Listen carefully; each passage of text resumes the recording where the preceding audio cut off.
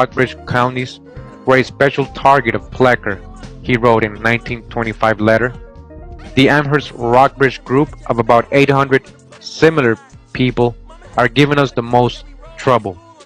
Through actual numbers and persistent claims of being Indians, some well-meaning church workers have established an Indian mission around which they rally.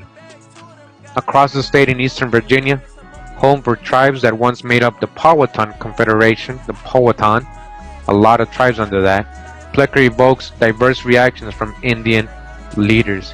He was just determined to get rid of us, said Chief A. Leonard Atkins, 73, of the Chickahominy tribe. Chickahominy. It was hard to believe that a man could do what he did and get away with it.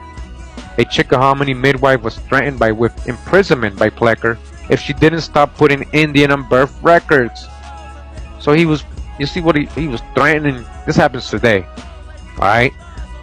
This happens today, alright? And so she didn't want to be classified as a Negro, black, colored, or whatever he was trying to classify her as, and she kept putting Indian, and he threatened to put her in jail. So what do you think she did? Atkins said she decided to stop her midwifery rather than buckle under to him or risk a prison term. Oh man, she had to give up what she was doing. During Plecker's era, a number of Indians didn't admit to their cultural heritage or pass down traditions to their children. It was easier for many to adapt to white society. It's easier to let them call you Negro, colored, or black, African American. That's just easier, right? Said Chief Barry Bass of the Nansemond tribe. All these Virginia tribes, right? There's probably a lot who have gone to their grave who still didn't admit they were Indian. That's millions of people. Millions of people that happened to. They were never able to admit or told anybody that they were Indian. That's where it hurts, says Bass. The acting chairman of the Virginia Council on Indians and the Bass family can trace their lineage right to Indians. Plecker wrote in 1924, state-published pamphlet, Eugenics in Relation to the New Family, that there were no true Indians in Virginia who didn't have some black blood. Alright, he wrote that in the Racial Integrity Act, and that's a false lie. That was completely false. And what does he mean by black blood? Because he's going with the whole out of Africa theory, right? He's trying to say these were slaves from Africa. They were mixed. That's what he's trying to say. That's why they were colored. Alright? So Plecker says the same thing that some of my followers say. That, oh, well, you know, there was slaves and they did come from Africa, you know. And I ask them for the records and they still can't show them to me. So you're saying the same thing Plecker was saying.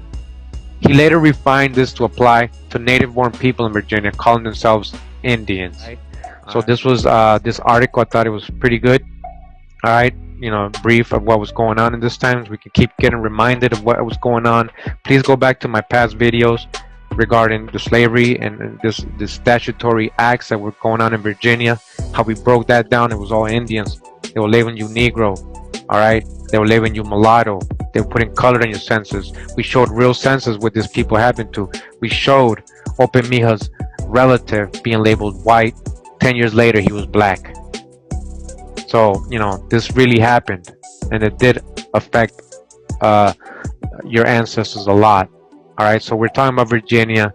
So let's just continue, alright? Right here it says Studies in History, Economics, and Public Law. Edited by the Faculty of Political Science of Columbia University. Alright, and it's titled Indian Slavery in Colonial Times Within the Present Limits of the United States by Alman